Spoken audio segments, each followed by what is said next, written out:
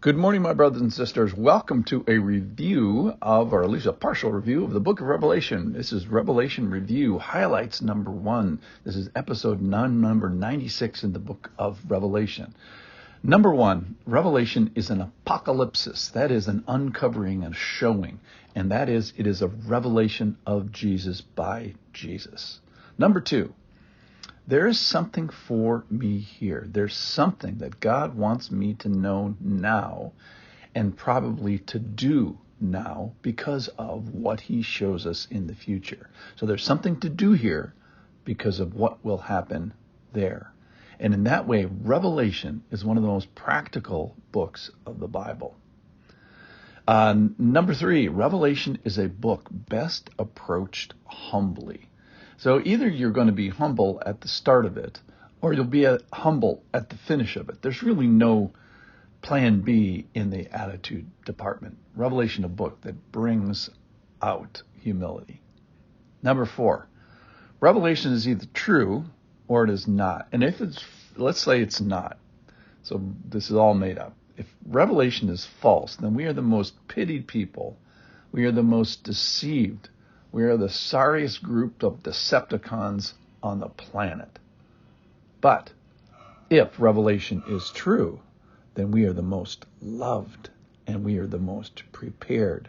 And we have been given the greatest gift of a heads up in history. Number 5, we know the future. We know the future. So, there's a TV and movie technique of time travel. Well, if you could go back to, let's say, 1970, what would you do? So, well, I'd buy an Apple stock. Well, why is that? Because you know the future. You know the future that Apple is going to be it's going to go up a jillion times and it's going to be a successful stock. So because you know the real future, it's going to affect your real present back in, 1970.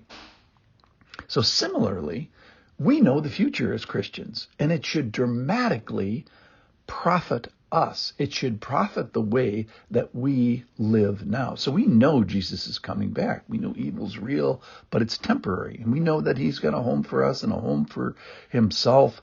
So what we know is going to end up being valuable and should therefore have a value now. We've been given this ultimate heads up of all eternity.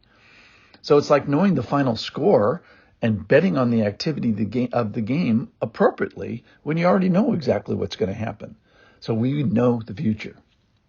Number 6, Revelation is the greatest testimony to God's sovereignty. God's sovereign train is running right on time. Number 7, Revelation is a book of blessing. It starts with a blessing. It ends with a blessing. There are 5 more specific blessings in between besides the general one that I just talked about. The first one in chapter 1, verse 3, blessed is the one who reads aloud the words of this prophecy. And blessed are those who hear and keep what is written in it, for the time is near. So keeping the prophecy means to protect it, guard it, and retain its value and treat it like it's valuable. So let's do that. Number 8, Jesus is coming back. And because of this, a good response is to live our lives to love his appearing. 1 Timothy 4:8 says, there is a crown, this is Paul talking, there's a crown which the Lord, the righteous judge, will award to me on that day. So Paul is going to get an award. And not only to me, but to all who loved his appearing. And I think it's a great response to the book of Revelation as we hear about his second coming, his appearing, his final appearing. And we should be acting and have the attitude of people that love his appearing. Number 9, meantime, Jesus in the meantime, where can I find Jesus? Where can I find him today? Well, before all the future stuff that happens in Revelation, starting in chapter 4, before all that happens, he talks to 7 churches in a very specific way about current, real, and active churches. So where do we find Jesus? It's where's Waldo? Well, we find Jesus in a church, in the midst of the church.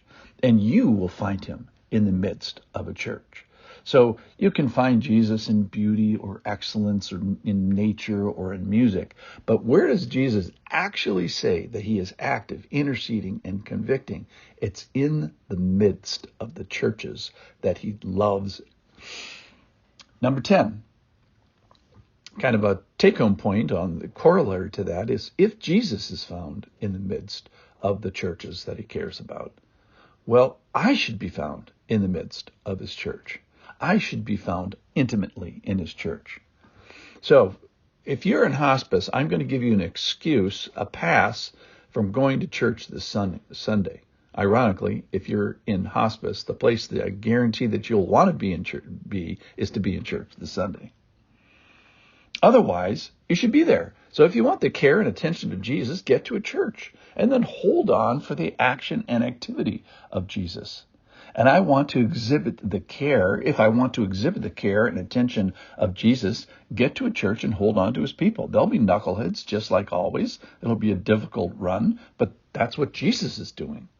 So if you want to see Jesus most clearly, likely you'll have to be involved with a church. If you want to experience Jesus, likely you will do so in the midst of a church, because it is the place that we know he's there.